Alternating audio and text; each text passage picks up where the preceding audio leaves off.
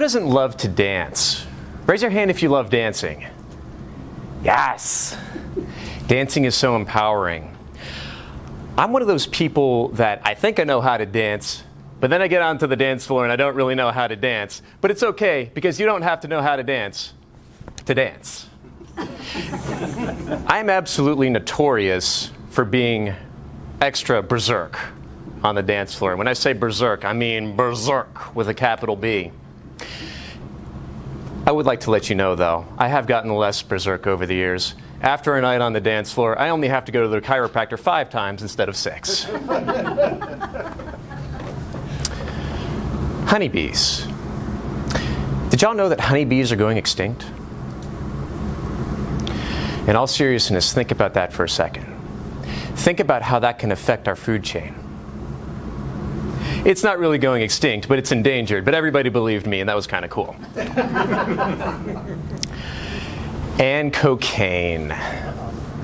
In the early 1960s, cocaine was a very popular thing for young people to do. But over the years, as they started cultivating it with diesel, it's just not what it used to be.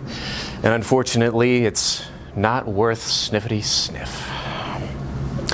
Now, Toastmasters, I know what every single one of you are thinking right now. What in the hell do these 3 topics have in common? My answer will surprise you. My scientifically backed answer will surprise you. So let's dive right in. As a matter of fact, we're going to dive right back to 2008, when a scientist named Andrew Barron asked in some small town across good old America. He turned to his partner Paul and said, I wonder what would happen if we gave cocaine to a bunch of honeybees. And his partner Paul famously responded, hold my beer. Not exactly what they said, but I'll bet the conversation was probably pretty close to that. What ended up happening was several year long study. And it's all detailed in this 6-page scientific bulletin. And yes, in case you were wondering, it does have graphs.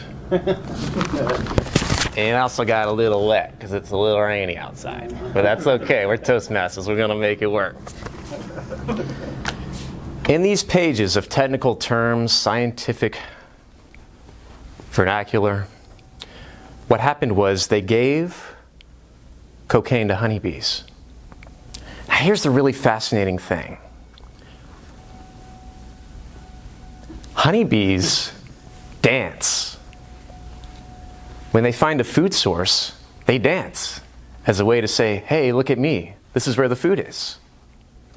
Now the extra interesting thing is the level or the berserkness that they dance, the intensity of their dance, depends solely on the quality of the food source. So if a food source is, then their dance is going to be,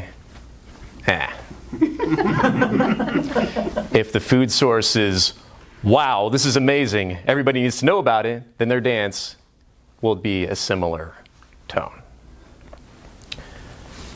That's what's happened to the control group. Now, what about the bees that got juiced? I know you're all dying to know. I'll save you from reading this word for word and filibustering our entire meeting. I'll jump right to the findings. The bees that got juiced with cocaine danced berserk no matter what kind of food source they found. So, even if it was a tiny crystal of sugar, the bees still went nuts and inevitably made all the other honeybees mad and go and dance even more berserk. Now, Toastmasters, I present this research to you, this humorous but very real research to you. However, I would not stand up here and speak without offering a conclusion. These scientists asked a question. They asked a question much like Sir Isaac Newton did when he wondered why the apple fell down when it broke from the apple tree in his front yard. Our world and our society and the perception of our known universe relies and is powered by our ability to ask questions. It can be a question as large and as grand as, why do things fall down? Or as small as saying, I wonder what's going to happen when we sprinkle Coke on the queen bee. From one Toastmaster to another, I empower each and every one of you to be more curious in your day-to-day life and never be afraid to ask questions. Madam Toastmaster?